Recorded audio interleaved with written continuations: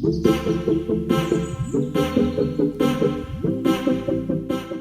વિદ્યાર્થી મિત્રો, તો આજે આપણે સ્ટેટિસ્ટિકનું ચેપ્ટર નંબર 3 પોઈસન વિતરણના દાખલામાં અપેક્ષિત આવૃત્તિઓ જે મેળવવાની કીધી હોય છે તે રીતના દાખલા જે બુકમાં આપેલા છે તેને રિલેટેડ આપણે સંપૂર્ણ માહિતી મેળવીશું. આ ચેપ્ટર માટે આપણે અગાઉ પણ 2 વિડીયો મૂકેલા છે. તેમાં એક વિડીયોમાં થી વધુ રકમ આપી હોય ત્યારે અને થી ઓછી રકમ આપી હોય ત્યારે કઈ રીતે દાખલો ગણવો તેની ગણતરી આપણે કરી છે. તે છે 5 થી તો 10 સુધીના કમ્પ્લીટ દાખલાની તમે ગણતરી તે વિડીયોને આધારે કરી શકો છો. બીજી રીતના દાખલા જે છે એ છે સાબિતીના દાખલા. એનો પણ આપણે લેક્ચર નંબર 2માં સંપૂર્ણ માહિતી મેળવી હતી.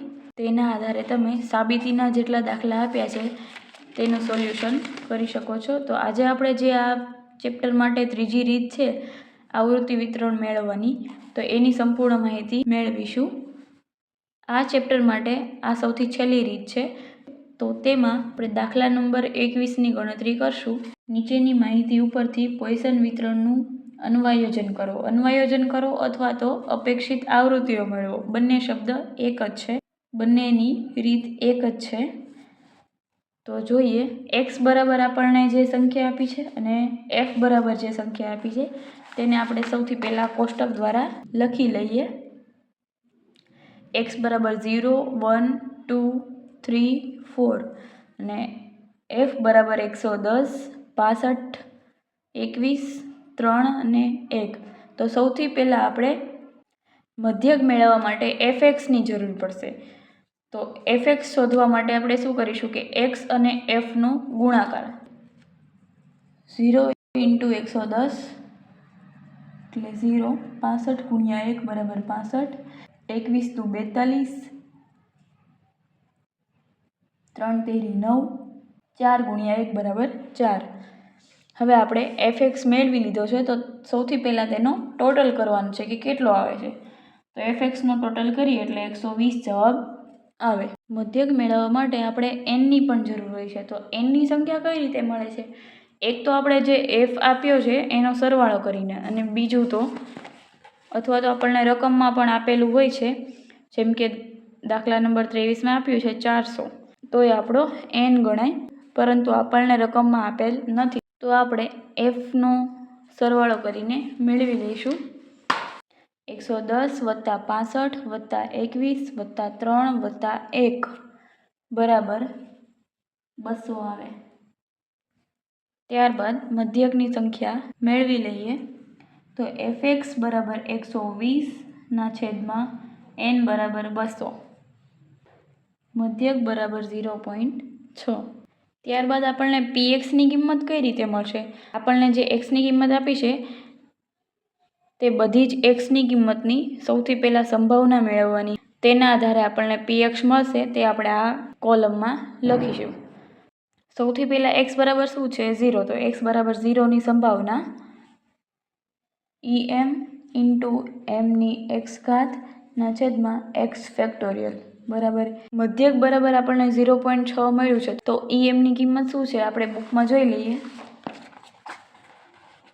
em બરાબર 0.5488 છે. તો em બરાબર 0.5488 ગુણ્યા m બરાબર 0.6, 0.6ની 0 ઘાતના છેદમાં 0 બરાબર શું થશે? 0.6ની 0 ઘાત છે એટલે અહીંયા 0 થઈ જશે. તો x0 બરાબર 0.5488 જવાબ આવશે. ત્યારબાદ x બરાબર 1 માટે તો હું ડાયરેક્ટ કિંમત મૂકી દઉં છું. 0.5488 ગુણ્યા 0.6ની 1 ઘાતના છેદમાં 1 બરાબર 0.5488 ગુણ્યા 0.6, 1 ઘાત છે એટલે 0.6 થશે, છેદમાં 1 બરાબર 0.3292.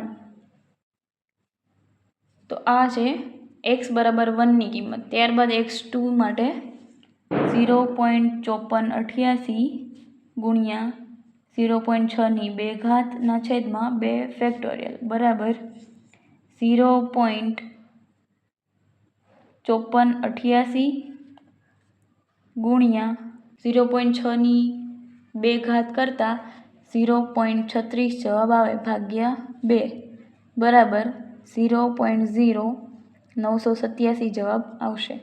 x2 માટે 987. હવે x3 માટે જોઈએ તો x3 માટે છે 0.5488 ગુણ્યા 0.6ની 3 ઘાતના છેદમાં 3 ફેક્ટોરિયલ બરાબર 0.5488 ગુણ્યા 0.6ની 3 ઘાત કરતાં 0.216 જવાબ આવશે ના છેદમાં 3 ફેક્ટોરિયલ કરીએ એટલે 6 જવાબ આવે બરાબર 0.0197 જવાબ આવશે.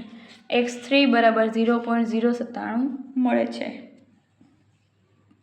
ત્યારબાદ x4 માટે 0.5488 ગુણ્યા 0.3ની 4 ઘાતના છેદમાં 4 ફેક્ટોરિયલ બરાબર 0.5488 ગુણ્યા 0.6ની 4 ઘાત કરતાં 0.1296 જવાબ આવે 4 ફેક્ટોરિયલ કરતાં 24 આવશે બરાબર 0.0029 જવાબ આવે.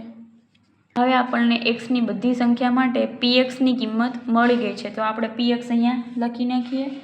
સૌથી પહેલાં 0.5488 ત્યારબાદ 0.3292 પછી છે 0.0987 0.0197 0.0029. ત્યારબાદ આપણે છેલ્લું સ્ટેપ છે અપેક્ષિત આવૃત્તિ મેળવવી. તો અપેક્ષિત આવૃત્તિ મેળવવા માટે આપણે શું જોઈએ n અને px. તો n આપણને આપ્યો છે 200 અને pxની સંખ્યા આપણે અત્યારે જ મેળવી છે તો px ગુણ્યા n એટલે 200 કરતાં 0.5488 ગુણ્યા 200 કરશું એટલે આપણને 109.7 જવાબ આવશે પણ પોઈન્ટ પછી 7 છે એટલે આપણે આગળ એક સંખ્યા એડ કરી દઈશું એટલે 110. ત્યારબાદ 0.3272 ગુણ્યા 200 કરતાં 65.84 જવાબ આવશે પણ પોઈન્ટ પછી 8 છે એટલે 5 કરતાં મોટી સંખ્યા છે તો આપણે એક સંખ્યા આગળ એડ કરી દઈશું એટલે 66. તેવી જ રીતે બધી સંખ્યાનો ગુણાકાર કરી નાખવાનો 20 4 સૌથી છેલ્લે છે 0. તો અહીંયા આપણો દાખલા નંબર 21 પૂરો થાય છે. આપણે બુકમાં જોઈએ તો બધા જ જવાબ સેમ આવી ગયા છે 110 66 20 4 અને 0. આ દાખલાને આધારે તમે આવી જ રીતના બીજા પણ દાખલાની પ્રેક્ટિસ જાતે કરી શકો છો. અહીંયા આપણું આ પોઈસન વિતરણનું ચેપ્ટર કમ્પ્લીટ થાય છે. હવે પછીના નેક્સ્ટ લેક્ચરમાં આપણે અતિગુણોત્તર વિતરણના દાખલાની ગણતરી કરશું. જો અમારો વિડીયો તમારા માટે મદદરૂપ હોય તો અમારી ચેનલને લાઈક કરો, શેર કરો અને સબસ્ક્રાઈબ કરો. Thank you.